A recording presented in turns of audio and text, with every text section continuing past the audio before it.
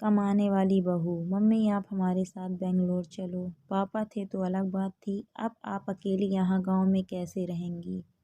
बेटे अनिल ने कहा तो मैं दुविधा में पड़ गई। हार्ट अटैक से हुई इनकी अचानक मौत से मैं अपने आप को लाख कोशिश के बाद भी संभाल नहीं पा रही थी। बेटा अनिल और बहू अनीता दोनों ही इंजीनियर हैं।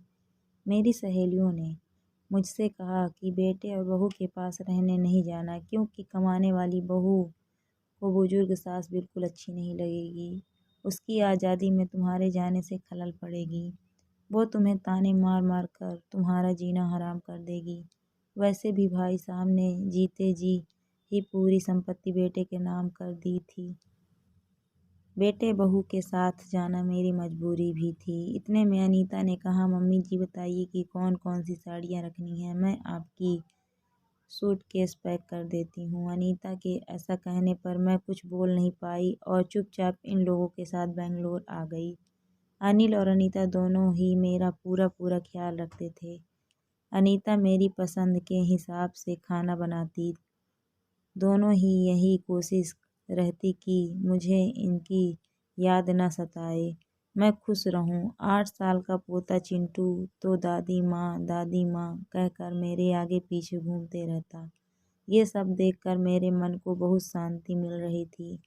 मैं सोचने लगी कि लोग बेवजह ही आजकल के बच्चों को बदनाम करते हैं कि वे लोग बुजुर्ग माँ बाप की कद्र नहीं करते, खासकर यदि बहू कमाने वाली हो तो वो सास को नौकरानी ही समझने लगती है। अनीता भी तो कमाती है, लेकिन कितने अच्छे से घर और दफ्तर दोनों संभालती है, कभी कोई ताना नहीं मारती। 1 महीना कैसे बीत गया पता ही नहीं चला।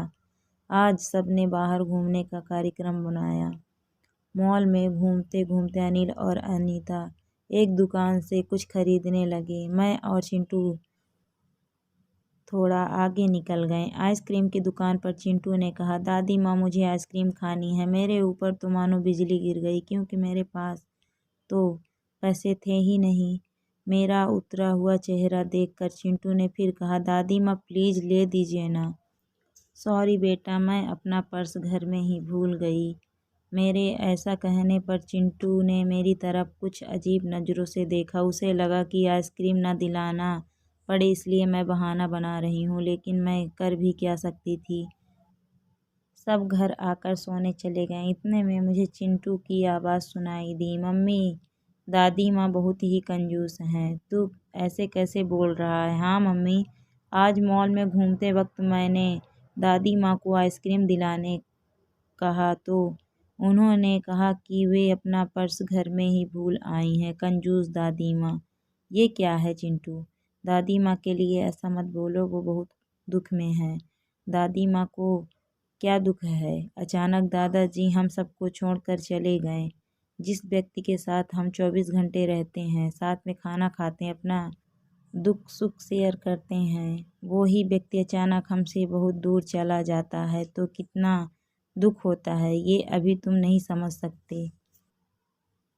सोचो, अचानक तुम्हारे मम्मी पापा तुमसे बहुत दूर चले जाएं, इतने दूर कि कभी वापस ना आए, तो क्या तुम्हें दुख नहीं होगा। नहीं मम्मी, मैं आप लोगों के बिना नहीं रह सकता। ये सब सुनकर मुझे अपनी बहू पर बहुत गर्व हुआ। उसकी जगह यदि मैं होती तो शायद मैं भी अपने बेटे को इतने अच्छे से नहीं समझा पाती।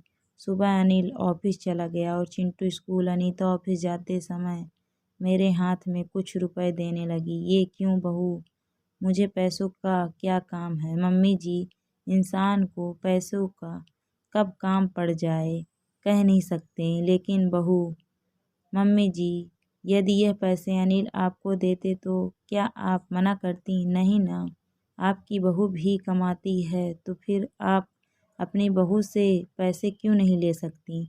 अनीता की बातें सुनकर खुशी के मारे मेरी आंखों में पानी आ गया। जो बात मेरा बेटा भी समझ ना सका, वो बात मेरी बहू ने समझ ली थी। मैं ईश्वर से प्रार्थना करने लगी कि मेरी जैसी बहू वो सबको दे। लोग बेवजह ही कहते हैं कमाने वाली बहू घमंडी होती है। सास ससुर उनको बिल्कुल अच्छे नहीं लगते। कुछ बहुएं अनीता जैसी समझदार, सुलझे विचारों वाली, बड़ों का सम्मान करने वाली भी होती हैं। आज अनीता ने कमाने वाली बहू के बारे में मेरी आंखों पर बड़ा पर्दा हटा दिया था। दोस्तों, आपको ये कहानी कैसी लगी? अगर अच्छी लगी तो वीडियो को लाइक शेयर ज़रूर करें। अगर आप मेरे चैनल पर न्यू हैं तो प्लीज़ मेरे चैनल को ज्वाइन भी करें। Thank you for watching my video.